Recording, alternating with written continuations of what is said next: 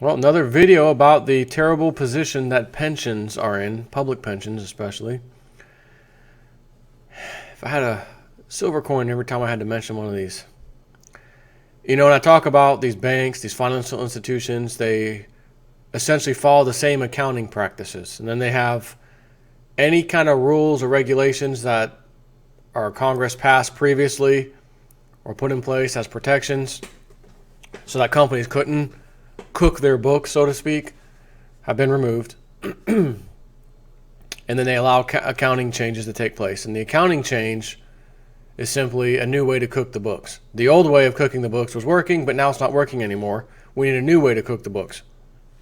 So they'll lobby their favorite congressman or woman, pass this little thing, here we go, we're good to go.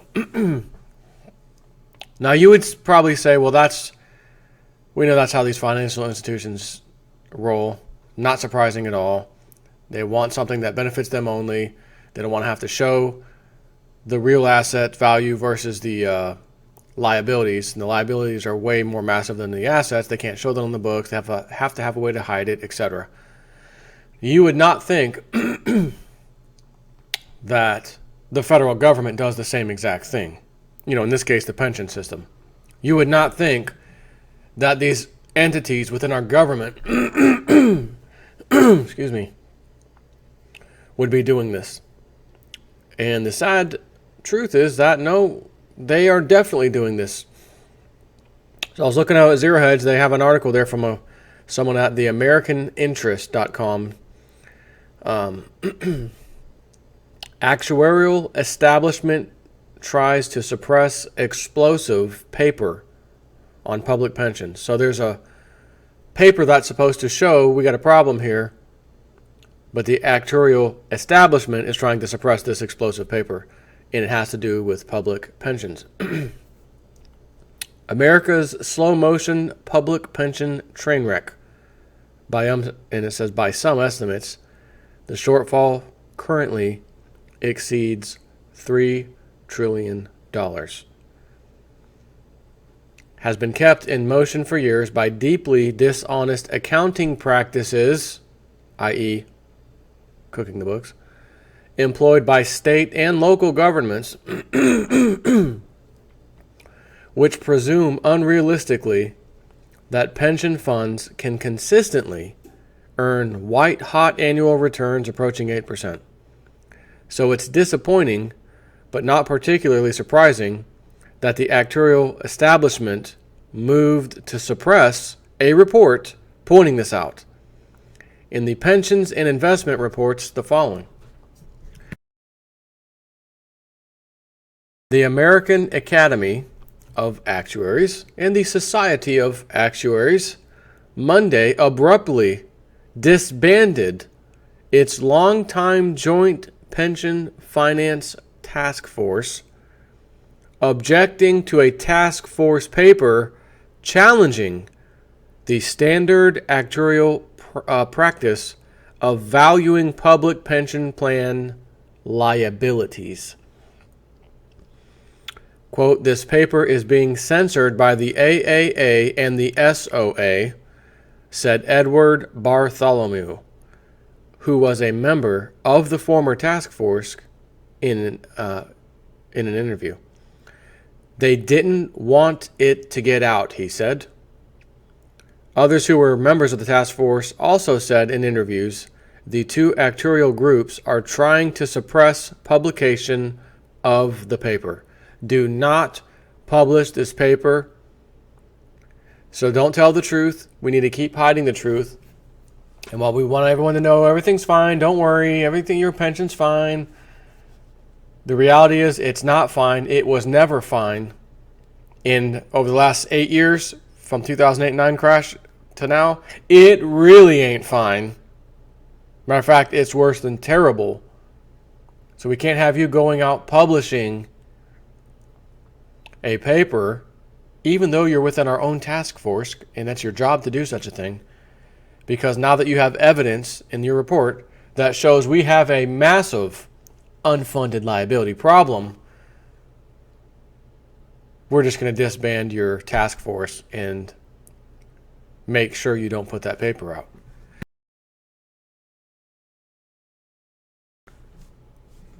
There are powerful interests that don't want public pensions to be governed by the same kinds of accounting principles used in the private sector. Because, well, if they were, public pensions would go from seriously underfunded to catastrophically underfunded. Once again, we have a system in place. You have a privately owned company, you're a for-profit company, you got your corporation incorporated, whatever you are. Standard accounting practices. You better not deviate from that. If we find that you've cooked the books even a little bit, you're going to go to prison. You're going to go to federal prison. Potentially, depending on how serious the crime or how serious the cooking was. Because if you cook the hell out of your books, clients lost, millions, billions, whatever of dollars, someone's going to jail. Unless your name is John Corzine, former CEO of Goldman Sachs many, many years ago, very good friends with President Obama, very big donor of President Obama, who stole money out of his clients' accounts. And there's an update on that. I'll tell it to you real quick. Stole money out of his clients' segregated accounts. These are accounts that nobody can touch, not even the company, but they would in there and then took them anyways. Gambled on some European debt, made the wrong bet, instant bankruptcy. Clients, where's my money? What happened? You're bankrupt? That's fine. How do I get my money out? Your money's gone. How could it be gone? It's in a segregated account. It's gone. Did John Corzine get in any trouble? Nope. Has he been locked up at all? Nope. Not at all. And the update, I just read this about 2 days ago, is that there's an accounting firm they used, and they're blaming the failure and bankruptcy of MF Global on the accounting firm. And the accounting firm, they filed a lawsuit against the accounting firm, MF Global did. The accounting firm immediately motioned to dismiss, Your Honor. What the hell is, again, we just do their accounting. We don't tell them to go take people's money out of their allocated accounts and bet on Wall Street and then potentially lose the bet, which they did. Judge says, no, there could be something here. We're going to go ahead and go forward with the case. That's true. Because why? I believe it was either a federal court or a federal appeals court. Federal judge, what does that mean? This person was not voted in? No, they were not. They were appointed into office by presidents, current and past presidents. So MF Global's bringing the case. Motion to dismiss is not going to be granted. We're going to go forward with this because we think, like Goldman Sachs does, or MF Global, you might actually have contributed or been the cause of the bankruptcy. It's absolutely absurd. And they're saying the accounting practices given by the accounting company, they followed, which made them make some decisions that ultimately led to their bankruptcy. You can't tell me, no matter what ends up coming out of this court case, however long it takes, that you're going to be able to point the finger at an accounting company to tell the whole world, this accounting company told us XYZ for accounting rules. We followed them.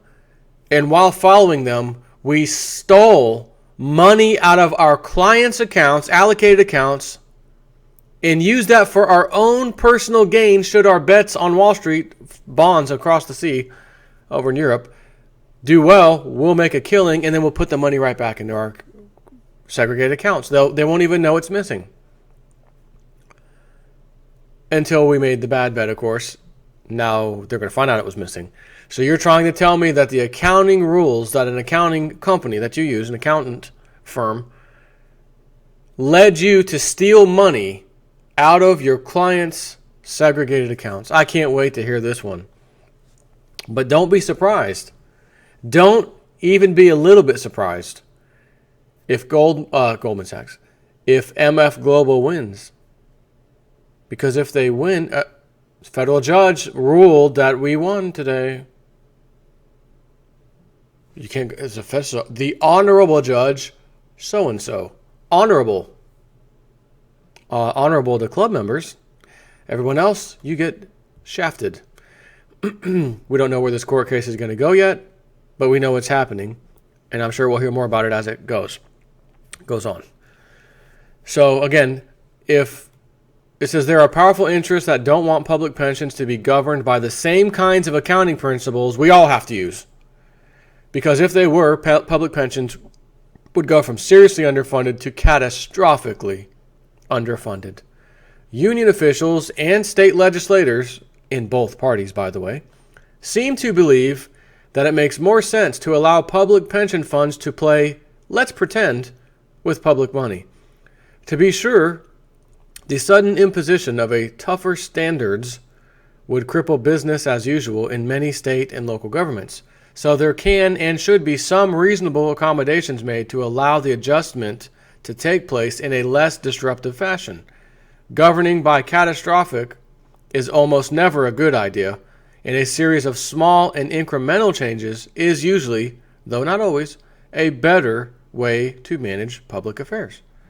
In the long run, shifting to a more portable system of public pensions, defined contribution rather than defined benefit, wouldn't just help save states and municipalities from fiscal ruin, it would also do much to improve the performance of the civil service. The current system creates a jobs for life mentality in public employment because workers need to stay at their positions for decades to collect the full value of their pensions. Somebody who was a good teacher at 30 but wants to leave and should leave at 40, 10 years, is currently trapped. Also, one of the reasons the unions fight quality evaluation so fiercely is that the loss of job and pension is so much more draconian than simply losing a job.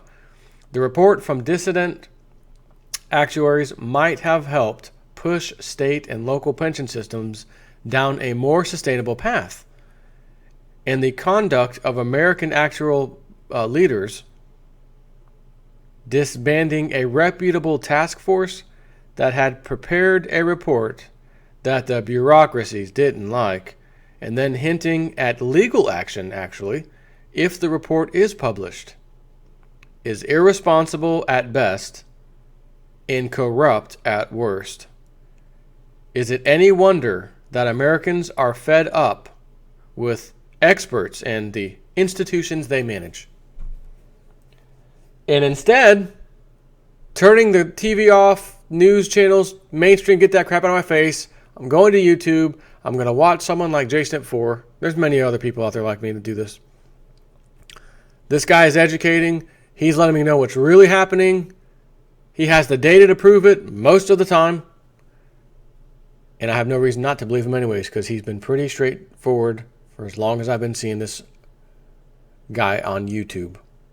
Depending on how long you've been a subscriber, 2009-10 is when I got started. Right, so the so-called experts, get out of my face. Could you imagine being in a major setting where we have this huge debate, it's live, it's on TV, and you've got two people arguing. One's arguing, I'm going with the Princeton, Harvard, Yale certified, got a degree, master's, economist. And you're going with this who is this guy? JSnip. What's his real name? Oh, his name's Joe. Goes by Realist News. On YouTube. We're going to have a debate today. Yeah, and if we have a fair and balanced debate, I'll be reading you some things like this. Public pensions are drastically underfunded, and then we'll go from that to worse than terribly underfunded. If we just looked at the accounting the same way we are all looking at our own accounting, whether it's in our own household or in our own businesses, places we work, we have all these accounting rules that we have to follow. Unless you're a giant financial institution or a government, both state, local, federal, doesn't matter. Because apparently everybody's cooking the books. You can see why they are desperate as hell to get them guns out of your cold, hard hands. Because when this ship goes down, It's not just going to be, oh, it's just the year 2016 and 17, the pension bubble burst. Oh, no, my friends. The bubble that will be bursting is called the everything bubble, which includes your pensions, your retirement, anything. Anything and everything in the quote-unquote system. This paper, nonsense, digital, I'll log into my account, my pensions, I got $180,000 in my pension, okay. It's nothing different than if I just got a piece of paper and wrote $180,000. What's your name? Billy Smith. Billy Smith. Pension. Here you go. Here it is. Here you go. It's a piece of paper with numbers on it. Physical silver, on the other hand, not a piece of paper. I'm holding it in my hand, and it has intrinsic value. Unless, of course, you're holding the paper derivatives type of silver, such as COMEX, futures contracts, pieces of paper that have a claim on some silver that, unfortunately, at least 99 or more other people have the same claim on that silver, which in and of itself is fraud.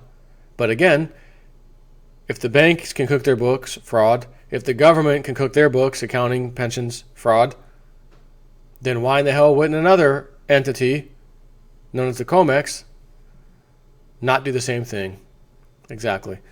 So anybody out there that happens to have a pension, I'm just going to tell you, if you ever get a letter or something in the mail and it says anything similar to the following: Dear so-and-so pension holder, we're writing you today because, as you may or may not know, there's an issue with the pension system, yada, yada, yada, yada, unfunded liabilities, yada, yada, yada, yada, the money's not there.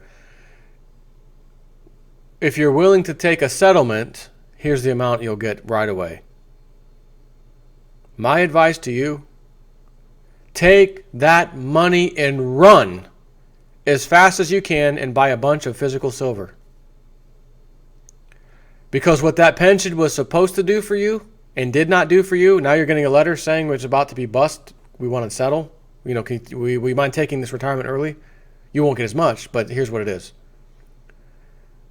What you missed that earning for you will be more than made up if you just wait a little bit of time for silver, precious metals, to do their thing. So you can take this terribly cut down pension, take all that money as fast as you can, and that goes for any retirement thing as far as I'm concerned. Boom, bought my physical silver, now I will sit on it. Yeah, but you're not earning every day, every month. I don't care. Because when silver goes ape, that's when I'll care. And that's when you can and should actually sell it. But what about, you're going to get paper money back, Jay Snip? I thought we're trying to stay away from fiat. Yeah, I hear you. But even in Venezuela, where 1 ounce of silver, I heard the other day, I read it, saw it, couldn't dispute it. 1 ounce of silver, they said, could buy you 6 months of food in Venezuela. Right now, as I'm doing this video. This little thing. Think of the power I have in my hands. I have 2 ounces of silver here. 2 ounces. Oh my God.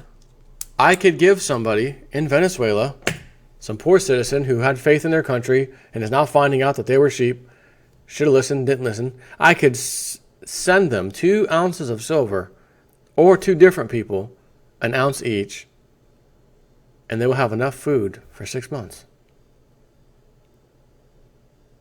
And then I think about how much silver I actually have saved up. That's a lot of food in Venezuela. Not that I have a whole crap load of silver. I'll tell you, I'll be the first to admit, I don't have a ton of silver. But I certainly have more than 2 ounces. You know what I mean?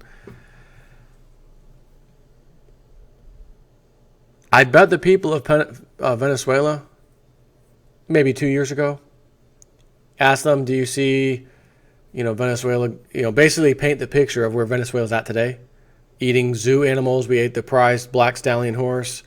We stole sheep and some goats the other day from the zoo. We ate them. We've been killing dogs and cats and pigeons on the streets, eating them. Food crisis.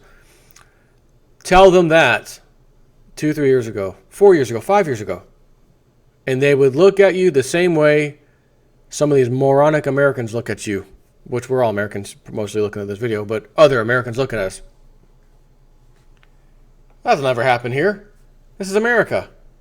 Like you're some kind of moron for even suggesting that it might even be a possibility. Yet, it is a possibility, and every great empire on the face of the earth has always come crashing down sooner or later. I think the people's mindset is, well, not now.